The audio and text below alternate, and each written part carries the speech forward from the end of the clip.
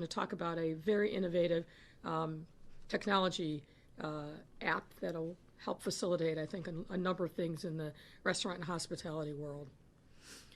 Over the past 6 months, we've had to make difficult decisions, as you all know, all of which were rooted in what we were seeing in our city's COVID-19 data.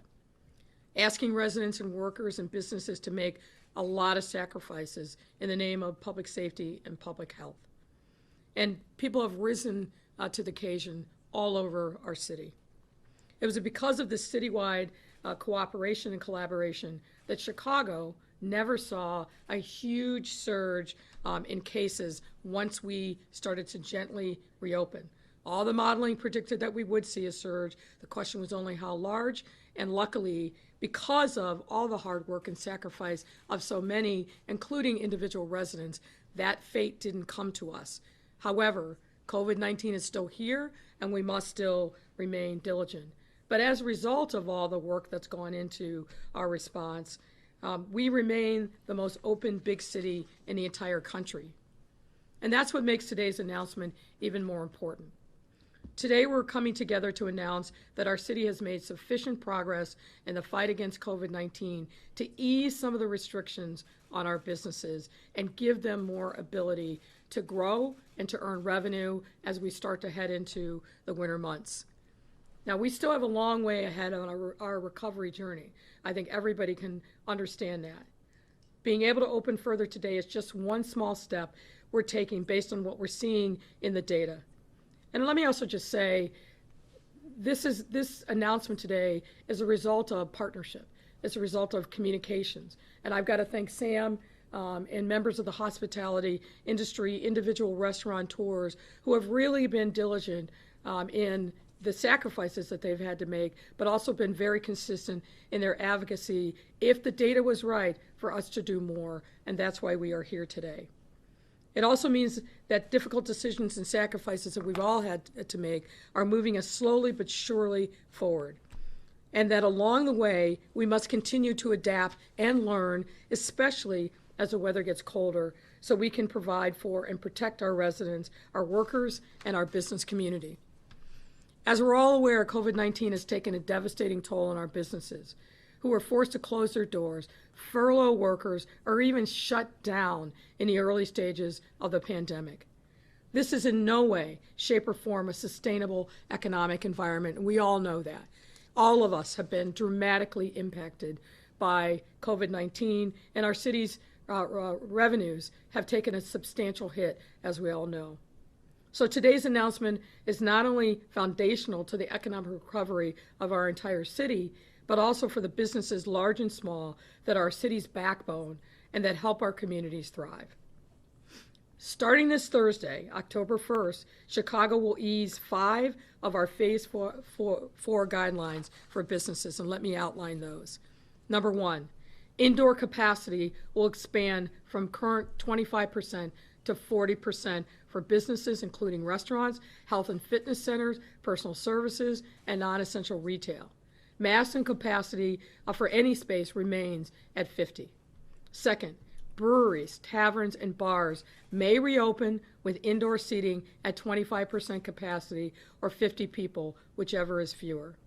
Third, bars and restaurants serving alcohol will now be able to continue serving until 1 a.m. and remain open until 1:30 a.m.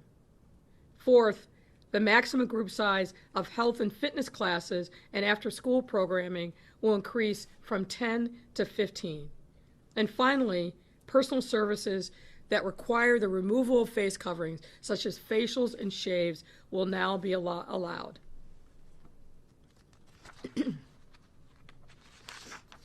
To mitigate the risks that come with increased capacity, and there are risks, make no mistake about it, we will be putting 4 new protocols in place.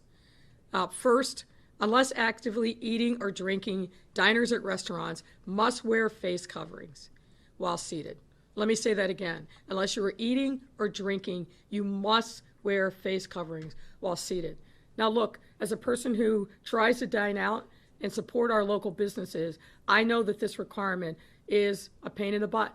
Let's just be blunt about it. But it is absolutely necessary to protect you, protect other diners, and importantly, protect the workers who are coming to your table. So we've said, and we know that this is important, when you are engaging with a service person who comes to your table, whether it's the person bringing you water, checking on how you're doing, or your waiter, you must wear a face covering, engaging with others. That's critically important. And we're encouraging you, when you are not actively eating or drinking and you're just talking to the person that you're dining with, wear a face covering. Because it's not just about you. When you leave, whatever you brought in, whatever you've done during that dining experience stays, and the workers have to clean up, and they're putting themselves at risk. So please wear a face covering while seated when you're not eating or drinking. Second, there will be no walking up to the bar. Breweries, taverns, and bars must have customers seated when eating and drinking and ordering. So I know we're all used to going up to the bar to order whatever it is that we want. That will not be allowed. People will come to your table where you are seated to take your order. Please make sure that you abide by this restriction on bars and taverns. Third, personal services requiring the removal of face masks should be kept under 15 minutes. Now, again, I know to get a shave, to get a facial in 15 minutes is a big ask, but it's an ask that we are making, obviously, for public health reasons. And the employees conducting the service must have a face covering on at all times. And I think a lot of the personal services folks are doing a terrific job with this, but we want to make sure that we emphasize this because it's important. And fourth, all places of business should provide hand sanitizer to customers and employees upon entry. Now, a lot of folks are doing a great job with that, but we want to make that practice uniform. That's important. I'm also pleased to say that thanks to our city's partnership with a technology company, TalkTalk, and that's T-O-C-K, which is developed right here in Chicago, more businesses will be able to assist in our city's contract tracing efforts through their reservation system. Through this partnership, TalkTalk will provide free setup and a 6-month subscription to TalkTalk Plus Lite to restaurants and bars without reservation systems in areas of our city below 60% of the area median income. What we're trying to do is make sure that when people come into your restaurant, come into your place of business, that there is a way to know who is there and to track them in the event that we need to do a case investigation or contact tracing. This is being done in other parts of the world and other parts of the country. Now we have the ability to bring it right here in Chicago, and we'll talk more about that. This gives technology solutions to businesses in low-income areas that may need these enhanced capabilities simply to survive.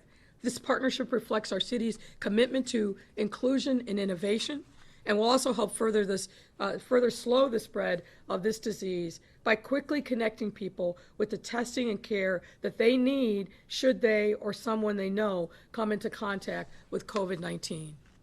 Today's new guidelines are the result of the hard work and hard choices our residents, our workers, and our businesses have made to keep our entire city safe. They mean that we as a city are making slow but steady progress in our recovery efforts. But what these new guidelines do not mean is that we are out of the throes of this disease. Not so. Unfortunately, we're seeing states nearby and across the country open up entirely as if COVID-19 has suddenly disappeared. It has not. We continue to see new cases every single day. We continue to see new hospitalizations every single day. And while the number of deaths that we're recording every day has gone down substantially from its peak, people are still dying from COVID-19. So we have to remain diligent in our approach to making sure that we do everything that we can to respond to this horrible, horrible virus. Earlier this summer, we lost progress. Back in August, we saw cases really shoot up. And it's taken us some time and a lot of work on the part of a lot of different folks, including our fearless public health department workers, our community partners, to work to bring the numbers back down. We also heard complaints from workers that were being put in unsafe positions because their employers weren't complying with city guidelines. It's critically important that as we take this next step forward, that all of our workers know that we are here for you, and we will step in to protect you if you do not feel safe in your workplace. And the flip side of that is employers, our expectations is that you are going to do everything you can to keep your workers and members of the public safe from this virus. Many of you got the memo months ago and have done extraordinary and creative things to keep both your workers and members of the public safe. But we need to remain diligent, and we need you to step up and dig down a little bit deeper as we relax some of the restrictions in this next step.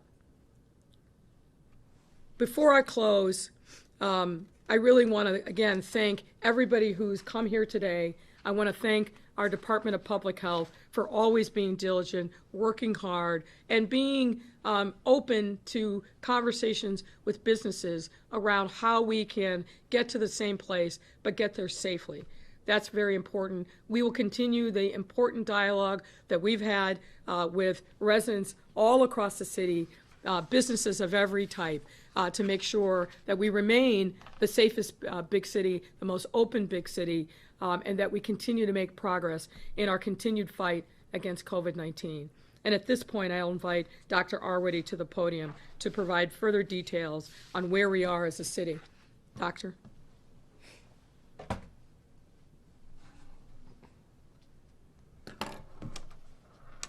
Thank you, Mayor Lightfoot, and good afternoon, everyone. Good afternoon. So my goal today is to talk you through the data. The reason we've made this decision today is absolutely based on the framework that we put forward on June 26th as we moved into phase 4.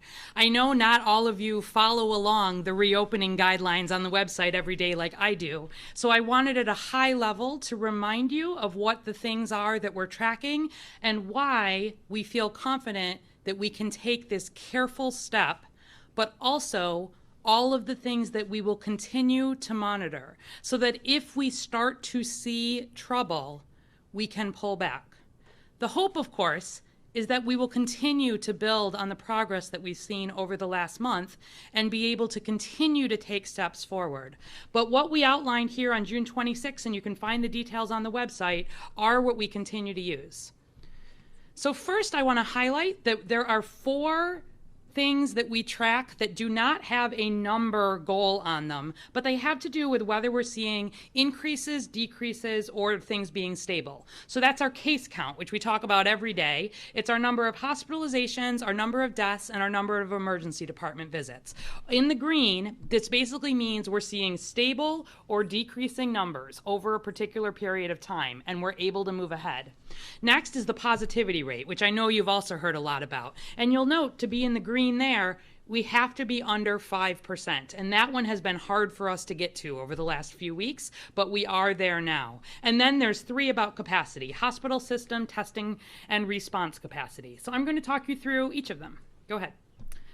Cases. You all are very used to this graph at this point. This is the cumulative total of all of our new cases. At our peak, we were seeing about 1,000 new cases a day here in Chicago. We'd gotten down under that 200 case per day mark briefly, and then saw over the summer an increase, and then just over the last month have started to see some decrease. We're at 299 cases per day on average. We're going to focus now on what's happened in phase 4, which is gradually resume, for all of the rest of the slides. So in phase 4 on cases, this is the same graph from before with some more details. What you see is from late June all the way up until August 24th, an increase. Week after week after week. Cases going up, and positivity was not in the right place either. But the good news, while we peaked at 358 cases per day, is that since then, we had a brief dip related to testing over Labor Day, but we now have more than 28 days of slow but stable decreasing in numbers. And that's one of our metrics for being able to move ahead. You'll note for cases, there's actually two metrics. One is this stable or decrease for more than 28 days, and one is having the sustained cases under 200. Go ahead. Hospitalizations, similarly, have been on the decline, you can see. Formally, they've been declining in a statistical way since August 27. We're down to 14 new hospitalizations per day. That is also in very good range. Next, deaths. This is also over phase 4. You can see that has dropped very nicely. And even though we saw some increases in cases, largely because we were seeing those in younger people this time, as opposed to older folks who were really hit hard the first time around, we didn't see the big hit on hospitalizations or on deaths. So also, we've been making very good progress here. And then emergency department visits. These are not diagnosed cases of COVID. This is one of our systems where we look for people who have symptoms that may be COVID. It's one of our fastest alert systems. And you can see relatively flat, and then really right at the end of August for the last 28 days, a very nice decline in terms of people coming to the emergency department with COVID-like symptoms. And then positivity. So this is a little bit of a confusing, it's always a little bit confusing when we talk about positivity because there's two ways we count it. But the bottom line is this again is over that phase 4 time period, and we want to be below 5% test positivity. We have to be below 5% test positivity to consider moving ahead. And you can see that early on, we were below 5% test positivity. But then in August, got above, a little below, above, a little below, really just flirting with this 5% line, not able to regularly be below it. But now, and since September 10th, which is more than 14 days, we have consistently been able to see that percent positivity under 5%. We're at 4.3% today on test positivity, which puts us in that continued progress green range. I do want to note our person positivity, which is when we count one person and one test, does remain above 7%. So we track both of these. But this also was some very good progress.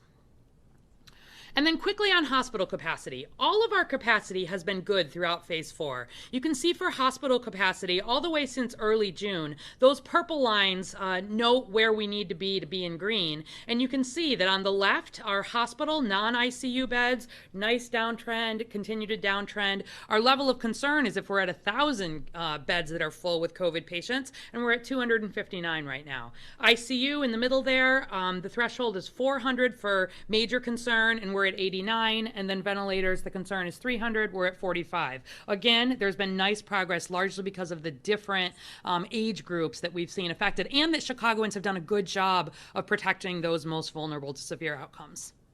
Testing capacity, similarly, here we want to be above that purple line, doing at least 4,500 tests per day. That marks the ability to test 5% of Chicago's residents every month. We've well exceeded this for more than 95 days. And then finally, our response capacity. This is our ability to have enough case investigations and contact tracers. We've hit our benchmark for that between the 75 and the 90% of cases assigned within 24 hours since June. So in summary, we're at a place to carefully move ahead. The restrictions that we're lifting today, we're excited about because they mark progress. But we will continue at the health department to track all 8 of those indicators. And if any of them start to show signs of concern where we're in yellow, we pause. If we start to see things heading in the wrong direction for enough period of time as laid out in that graph, we might have to go backwards. But as long as we continue to stay in the green, continue to see progress, even if things are stable 28 days from now, we may, for example, be able to move to a 50% capacity. But we're going to follow, move ahead carefully. Now is the time to double down on the things that you know work, not to relax. And with that, I'd like to welcome Rosa Escareno, the commissioner from BACP.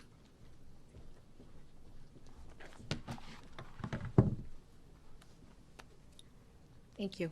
Good afternoon. My name is Rosa Escareno, and I'm the commissioner for the Department of Business Affairs and Consumer Protection. 6 months ago, I stood with Mayor Lightfoot and Governor Pritzker as they announced the closure of restaurants and bars across the state. A day we never thought would be here, a time full of uncertainty, fear, and anxiety for everybody. The challenges over the next 6 months were truly unprecedented, and we asked our businesses to make very difficult and critical changes throughout that time. And they stood up to the challenge every single time. Putting the health of our residents first, and in a true Chicago way, we all came together to face the challenges and to work hard to ensure the safety of our city. And it's because of these efforts that have led us to this change today. And I am full of hope as we announce the easing of these business reopening restrictions. And I strongly believe that we can take this step because throughout the crisis, our business community has complied with the orders that we have put in place. They have kept the workers, customers, and our community safe. We can take this step because the residents, as customers, have shown that they care about our fellow Chicagoans by masking up, social distancing, washing their hands. They are protecting the workers at their local restaurants, barbershops, and gyms. And we can take this step because our essential workers have kept our city running during this crisis and are enforcing the guidelines as we reopen to ensure that we are keeping everybody safe. Businesses have been doing their part, and since June, we have conducted over 2,000 investigations of businesses, yet we've only cited 6%, a clear indication that they're working really hard with us. But make no mistake, because we will make sure that they continue to follow these new guidelines. And as my department, along with all the city agencies have been doing, we will continue to establish the protocols that have been in place. So we will continue calling and holding webinars to make sure that every business understands the new requirements. We will maintain our strict enforcement, responding to complaints, and now also conducting proactive visits to bars, restaurants, gyms, barbershops, and all the other businesses throughout the city. We will continue our efforts to crack down on large commercial gatherings. As you know, the mayor instructed me to put together a task force to address those large gatherings. This is not the time to be having parties because, again, this goes to protecting our residents. So today is a day that we look forward to the recovery of our city with true hope and optimism. And I ask, as the mayor and Dr. Arworthy continue to remind us, we are not out of the woods yet. And so I encourage all of you to continue to work together with us so that we can keep our city open, keep our workers working, and keep our residents safe. We have to do this for the health of our city. So I want to thank you for all your partnership, to all the businesses and the aldermen here today. And Sam, thank you for working with, excuse me, I have a cold. Thank you for working with us. And now I'd like to call Samir Mayakar, Deputy Mayor for Neighborhood and Economic Development. Thank you.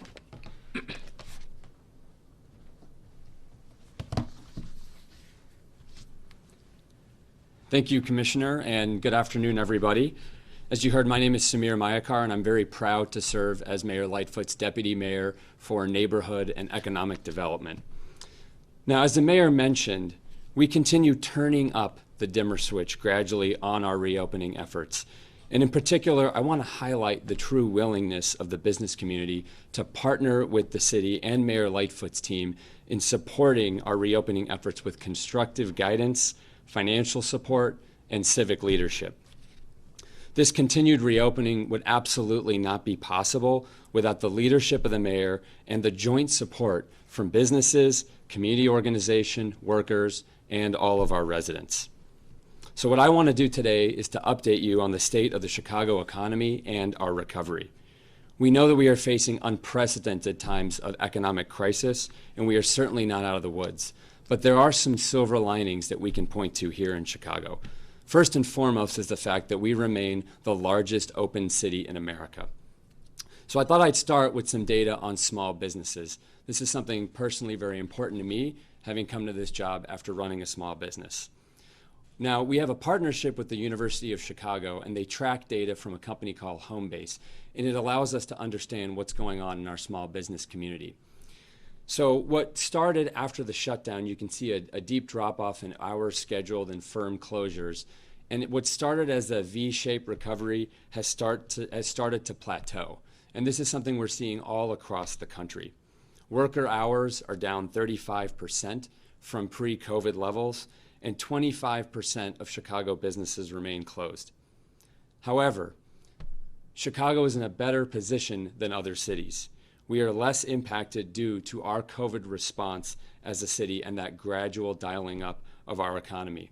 But what this tells you, the fact that Houston, Los Angeles, New York City are further behind us in terms of the health of their small business communities, this tells you that we need federal leadership and federal support of our business community. What this also told us and our team is that we needed to do more as a city. So Mayor Lightfoot challenged us to provide a transformational level of support to our small business community. And to date, we've allocated nearly $150 million to directly support small businesses in Chicago. Now, if you compare that with our peer cities, this is 300% more support than New York provided, and it's more support from a municipal standpoint than the top 5 cities of America have provided to their small business community combined. But the support is not enough. It's also about how those dollars are allocated. And if we look across our city, we took particular care to make sure that we are filling in the gaps from what wasn't covered in the federal PPP program. So what you see here in purple is a mapped out level of the $3.8 billion of federal PPP money mapped across our city. And on the right-hand side, you'll see that we've taken particular efforts because Mayor Lightfoot challenged us to take an equity lens with our small business support to provide support to who fell through the cracks of the federal PPP program. So you see a particular concentration on the Northwest, the West, the Southwest, and the South sides to making sure that we're supporting those businesses that might not have stable banking relationships and might not have tapped into that federal PPP program. Now, moving on to consumer spending. We have a partnership with Bank of America, and they have a detailed breakdown of their millions of customers in terms of credit card spend and debit card spend, which we can use as a proxy to overall economic activity in our city. And this is something that they compare all across the country. And what this data has told us week after week for the past 3 months is that Chicago has the largest amount of spending growth in terms of consumer spending of any big city in our country. So we are happy about that. Now, obviously, it's not enough. We know that there's still more to do, but this fits in with that theme that we've handled this crisis about as well as the city can handle it. And it's also due to the underlying strength and diversity of the Chicago economy, because as you know, no one sector of the Chicago economy occupies more than 14%. Moving on to real estate. We are in frequent contact with our friends at the Chicagoland Association of Realtors, and we thought we wanted to provide an update on how we're doing in terms of home sales and condo sales. So year to date, if you just look at the single-family home market, it's actually never been stronger in recent history. We're at an all-time low of inventory. In fact, median sales prices year on year are up 8%, and inventory is at a historic low. Moving to the condo market, it's very stable. We have a comparable number of listings year on year. The median sales price is up 7%, and inventory is stable. So we see a strong real estate market here in Chicago. Finally, I wanted to highlight some recent wins. There are so many companies growing here in Chicago that are in line with our recovery plans. And I want to note that under the mayor's leadership, we published the first recovery plan of any American city. So Amazon will be growing in Chicago, creating thousands of new jobs, and they have a steady pipeline of new last mile facilities that will be growing in our city. Secondly, the Department of Energy has made $230 million of investments in quantum research in the Chicago economy, and that will pay dividends in terms of startup activity. Third, just a few weeks ago, Xeris Pharmaceuticals, a pharma-based company in San Diego, announced that they're relocating their research and development operations to Chicago from the West Coast. So we have net regional growth in our life science sector, and their facility will be in Fulton Market. And finally, new cold, advanced cold logistics. Our recovery plans call for the growth in the food and agriculture sector, also in warehousing. And this is at the intersection of all three because it's a cold storage facility, and we expect many more of these to come. Now, there will also be a pretty big announcement coming in the next day or two regarding a major corporate headquarters, so stay tuned and pay attention to that. So to recap, economically, we are the largest open city in America. We have the first recovery plan of any major American city, and we encourage all of you, our residents, to eat, shop, and live Chicago. Our team knows that the city is going to get through this pandemic and that together we're going to build a more equitable, thriving business ecosystem for everyone. Thank you very much. And with that, I'd like to introduce our friend Sam Toya from the Illinois Restaurant Association.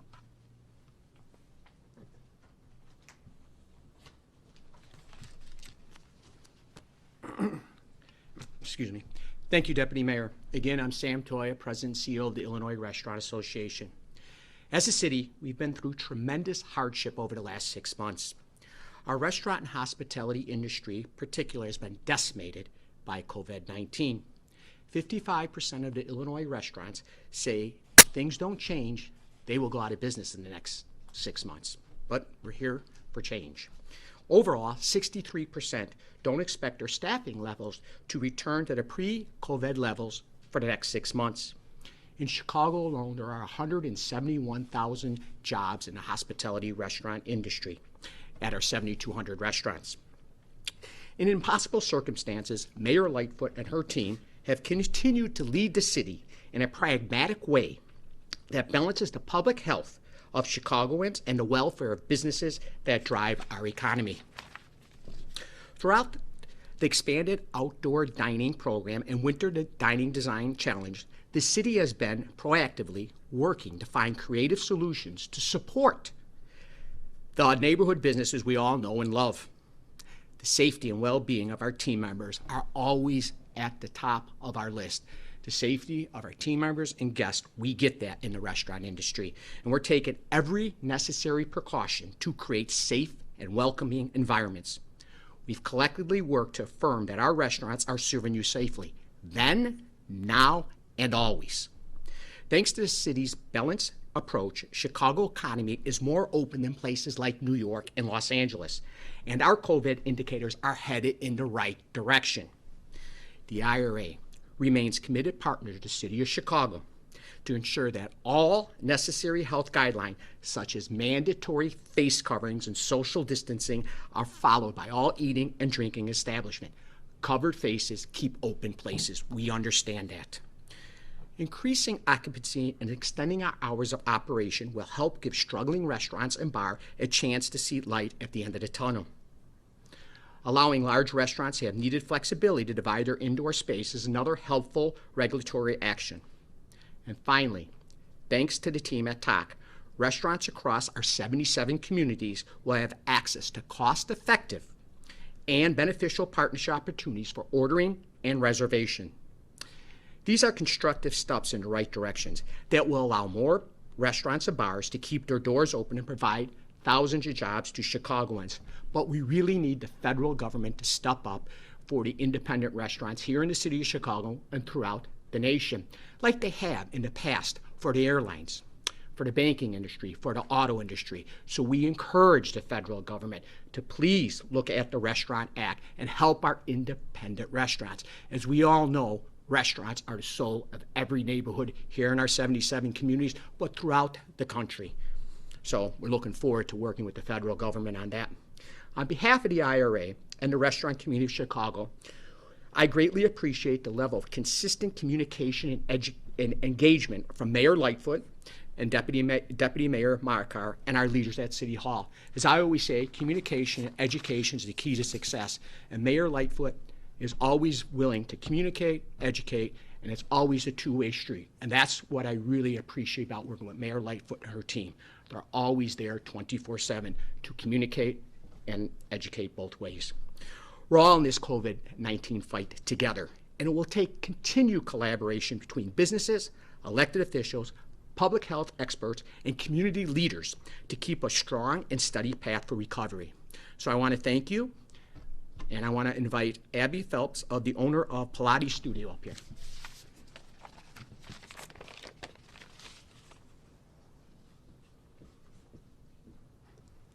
Thank you, and thank you for the opportunity to be here. As Sam said, my name is Abby Phelps. I own 3 Club Pilates in Chicago, but I'm here as a board member of the Illinois Fitness Association to remind people that studios and gyms are inherently safe.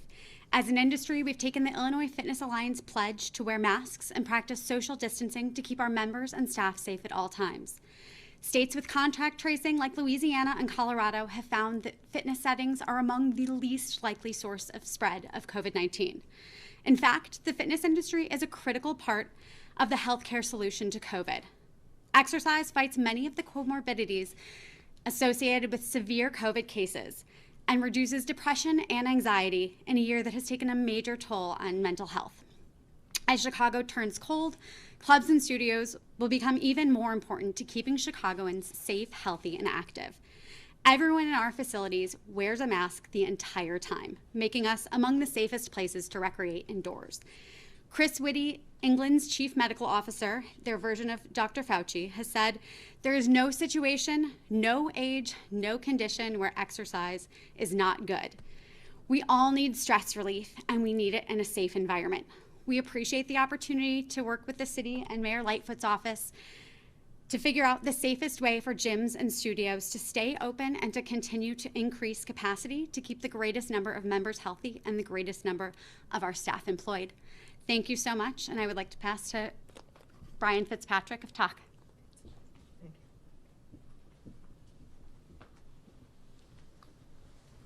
Thank you, Abby. As you said, I'm Brian Fitzpatrick, co-founder and chief technology officer of TalkTalk.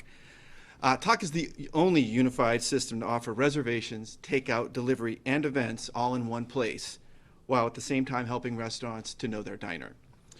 We're currently the fastest growing reservation system in the United States, operating in over 200 cities. As a locally grown Chicago business, we're thrilled to partner with the city to help expand safe dining and help restaurants build a bridge to the future. For many restaurants and bars, especially those in historically disinvested areas, technology can make all the difference. Access to reservation systems during this critical time will help businesses keep pace while ensuring they comply with reservations and keep both their employees and patrons safe. Thank you.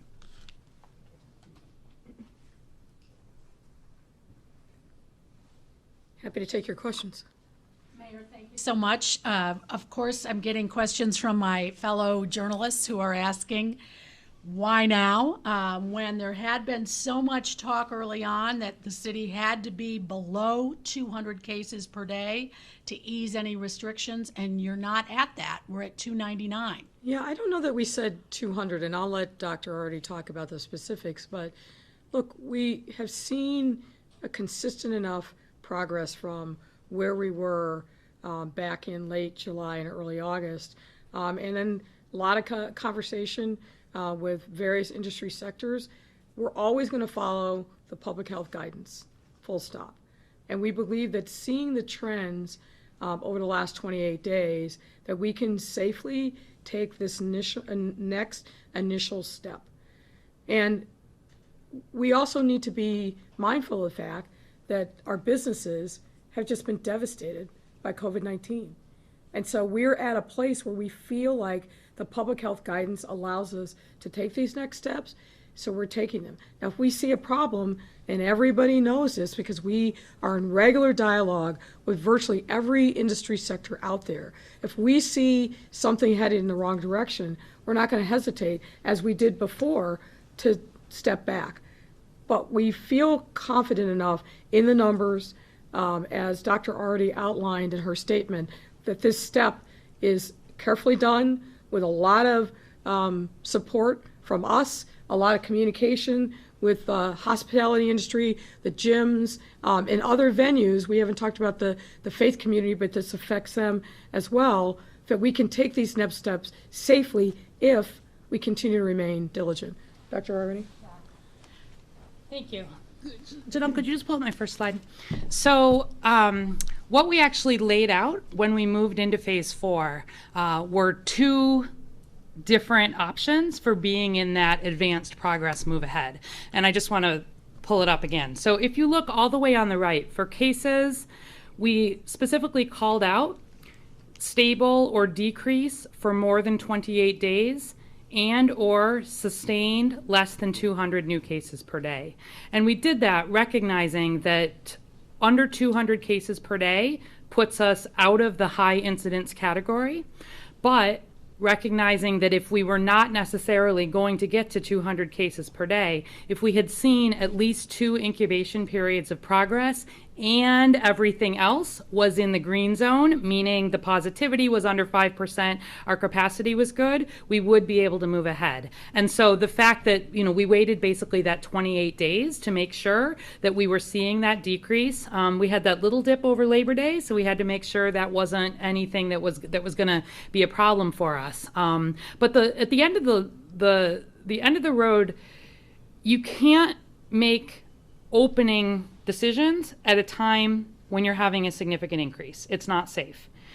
If we're going to try to move ahead here, and everybody recognizes that we're moving into colder weather, the time when we've been on a consistent decrease for a month and everything is in line with what we laid out, it's the right time to move ahead cautiously as we're doing, and we'll keep following that data and keep using these exact same metrics that we laid out to make further decisions. May I ask you one Yes. more? The cap for restaurants remains at 50 people maximum per room. Yes. That means a restaurant with a capacity for 200 will not be able to seat any more people starting October 1st than they can today. Why wasn't the cap increased? So we certainly talked about that. And again, we are being cautious here. As you know, we're not below that 200 cases. It's just been 14 days that our percent positivity is under 5%. And we wanted to work on being able to have some expansion, like with the hours, like with the capacity. But we do want to keep, for now, that limit of 50 per room. And as we've shared previously, that's just based on how many cases there are in Chicago and the risk that in a setting with 50 people, there's more than a 15% chance that somebody would have COVID in a group and not be aware. Also, I'm hearing, next question, a lot of Chicago restaurant owners wonder why they can't have 10 people at tables compared to the rest of the state. Why is the city keeping it at 6? And what will it take to change that number? Yeah, so once again, we are making decisions here in a way that is careful and that the hope will let us continue to move ahead. If we were to open everything up right now, I am confident that unfortunately we would see a big increase and we would have to take big steps backwards. We're trying to do this gradually, conscious of course that colder weather is coming, and as we continue to see stability or progress in our numbers, we can continue to look at some of these options. But there is still a lot of COVID here in Chicago, and the fact is when you're dining, you don't have a mask on by definition. We've not figured out a way yet to eat through a mask. So eating and drinking in a restaurant just is a higher risk activity. And so we want to keep that limit to 6 and want those people to be within an existing bubble as much as possible. Mayor, and this might be best for you, I think. What is the status of the service fee limit for third-party delivery services? As winter approaches, this seems that this could be a bigger issue in the coming months. Well, I actually think that one of the things that I'm excited about with this new TalkTalk app is that it will, I think, substantially reduce the potential for service fees. But that is something that we're looking at very, very carefully. My preference always is to try to educate people into compliance, but and we've been very, very direct with some of these companies that charge fees. We've seen things where they appropriate somebody's menu and make it look like they're actually in a business relationship and they're not. They have charge fees that are untethered from the service that they're delivering. So we've spent a lot of time being pretty direct with them about the do's and the don'ts, and it's my hope that we will continue to see progress. But if not, you know that there are ordinances pending by several members of City Council, and if we can't get the industry to be responsive, then we're going to have to do it for them. What is the scientific reasoning for 40% and not 50%? Well, again, I'll let Dr. already get into the specifics. we've looked very carefully at what's happened in other parts of the state, the region, and across the country. And what we've seen is instances where you go from a modest amount, which is 25%, to a much higher amount. You see a number of things. But most importantly, we've seen cases increase exponentially. And so we've, from day one of reopening back on June 3rd, we've taken the approach that we want to be cautious, we want to be prudent, we want to work with our businesses, but we want to do it in a way that we don't have to keep taking steps back.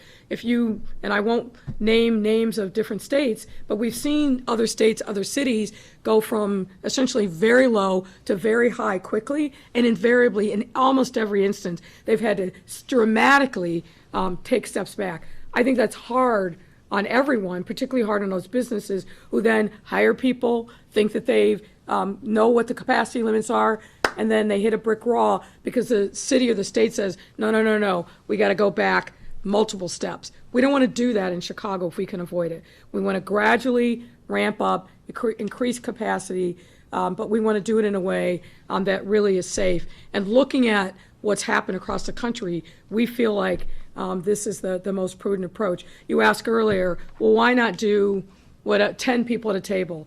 Because we believe, based upon our research and watching what's happened in other parts of the country and the world, when you start increasing the table size, then you see problems. People are less adherent to the masking rule, less adherent to social distancing.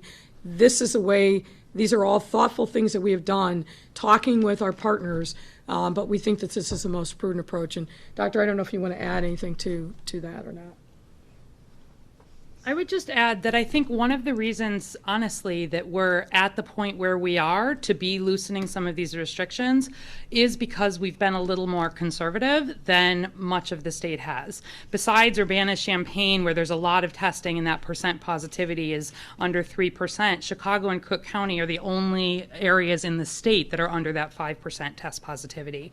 And I want to do everything I can to relax these restrictions in ways that will be safe. My hope is that we'll be at 50%, a month from now, for example, but we would need to see continued at least stability, if not decline, just as we laid out at the beginning of phase 4. There are cities around the country that have used different markers for this. Seattle's at 30%. But it's about loosening not just that one thing, all of the various restrictions that we've done at once, and see how we go. And I think if people can be serious, wear the mask, do all the things that we've laid out, my dear hope is that as it gets colder and we move inside, we don't see spikes, and instead we're able to be up here a month from now with further loosening of restrictions. Thank you. Mayor, folks are also wondering if the businesses are able to loosen restrictions, what's the status of schools? There had been talk of perhaps school in November. Where are you at with that? Is there still a possible hope of students returning to Chicago Public Schools in person in November? We're not there yet. And we have to make these decisions in the next few weeks.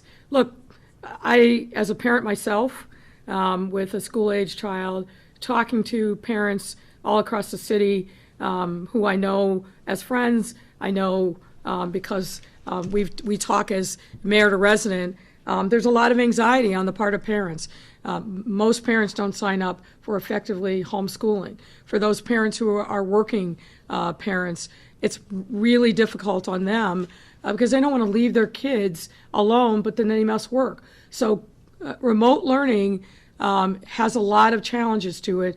Most importantly is, can we continue to make progress to make sure that every single student is connected, is learning, and is making progress?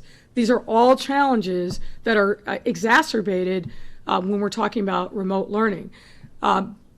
We have to see more progress in order for us, I think, to have a conversation about in-person learning. We're not there yet. I hope that We will continue to see the progress that's been outlined here today, but there's also a lot of considerations. We have to think about the workforce, of course. We have to think about our principals, our teachers, our staff, coming back to work. What does that mean for them? What does it mean for members of that school community who are over 60, who have underlying medical conditions? Are we going to have enough of a robust workforce to be able to come back in person? There's a lot of conversation that we're having with CPS, and they're in turn having with the school community around what that would look like.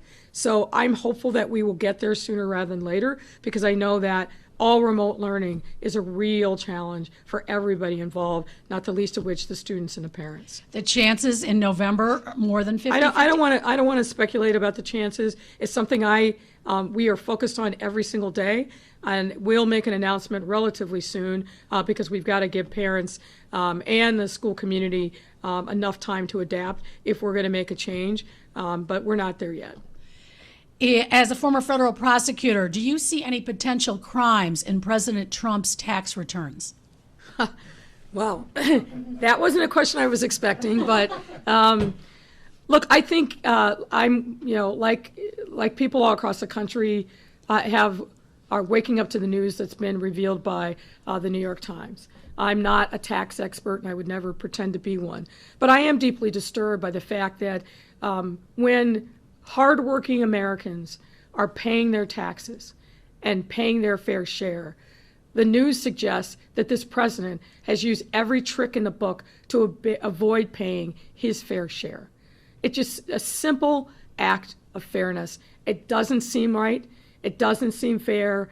And it explains a lot. It explains why he's gone to great lengths to avoid allowing us as members of the public to take our measure of whether or not he's living up to his responsibilities and his fair share. It certainly puts the whole tax bill that he pushed through in a whole new light. I think it's extraordinarily troubling. And look, I am fully in support of Joe Biden and Kamala Harris. No one has any doubt about that. I've been very, very clear. But again, when I think about the sacrifices that everyday Americans make to work their tails off just to put food on the table, clothing on the backs of their kids, have shelter, and for someone to use every act possible not to pay his fair share and then act like he's this incredibly successful businessman, disappointing is not the right word. It's extraordinarily troubling to me. And obviously, the IRS is all over this because if the reporting is correct, they've been in a 10-year fight with this guy over auditing his taxes. He needs to come clean. He needs to take ownership. And frankly, if the reporting is true, he needs to apologize. From Amy Jacobson, Mayor, as you know, the Census cowboy has been arrested for taking his horse on a 7-mile gallop down the Dan Ryan to stress that kids' lives matter. Since he's broken a number of laws, including animal abuse, will you continue to have him represent the city? He hasn't represented the city in months, and I wish that Amy would actually do a little diligence before she asks these questions. Look, the sentiment that he was promoting, which is that kids' lives matter, of course they do. Each of us has been heartbroken over every single child who has been a victim of gun violence, and particularly those children who have lost their lives and the hole that puts in the hearts of the family of each of those kids. Everyone agrees with that. However, as my mother taught me from a very early age, there's a right way and a wrong way to do everything. And what he did, putting himself at risk, putting that horse at risk, putting passing motorists at risk for that jaunt on the Dan Ryan was decidedly the wrong way. He almost killed that horse. Thank goodness we interceded, got that horse to an equine veterinarian that night. The horse was in shock. It had to be put on an IV. It's making steady progress, I'm happy to report. But he almost killed that horse. And then that doesn't even address the way that he put himself and passing motorists at risk, law enforcement at risk, over a stunt. There's lots of different ways in which you can make your point. But what he did was absolutely wrong. I'm not going to comment further since criminal charges are pending against him. But That is not the right way to get anything accomplished. Putting anyone or anything at risk really undermines, I think, the spirit of the point that he was trying to make. Dr. Arwady, one last one then to Dr. Arwady from Amy Jacobson as well. The rest of the state is holding 20 contact days for all fall and winter sports. And you have said you will only let people play contact sports until there is in-person learning. No, again, Amy, please, I know that you have a real point of view, but get your facts right. We don't make the decisions at the city level regarding sports. That is made at the state level. The governor and IDPH are the people who have made the decision about sports. Obviously, I'm a huge sports fan. I feel for these young people who lost a season last fall because of the teacher strike, are losing another season now. But we've got to do things in a way that keeps them and keeps others associated with the sports program safe. It's not just having the kids on the field. As you know, there's a whole infrastructure that's built up anytime we field a team, whether it's football, whether it's basketball, whether it's cross country, and the other tennis, the other sports that take place during the fall. We hope that we get to a point where the entire year's worth of sports isn't lost, but we're not there yet. And I think it's important not to politicize this issue, but to think about how we best do the job to keep our young people safe. We've seen in other areas of the state and across the country where precautions were not taken, infrastructure wasn't in place, and then you see this huge outbreak that happens. We don't want that anywhere in Illinois, and we certainly don't want or need that here in Chicago. But ultimately, the decision is made at the state level. Just one last one. While we've been here, the White House announced millions of rapid COVID tests going to states to get schools reopened. Will that help CPS? Well, the White House has said a lot of things during the course of this pandemic, many of which either weren't true when they were said or never panned out. And so I want to see it to believe it. So if we get additional tests, of course that will help. Will it make a difference in our ability to get people back in school? I'm not so certain. Certainly we welcome additional testing resources. The devil will be in the details. But fundamentally what we need is, in addition to more testing, we need people to continue to be diligent and follow the public health guidance. That is what's going to make a difference in whether our kids get back in school. If adults take this seriously, we're going to be able to get kids back in school. If they do not, we're going to continue to have challenges. Thank you all. Thank you, Mayor.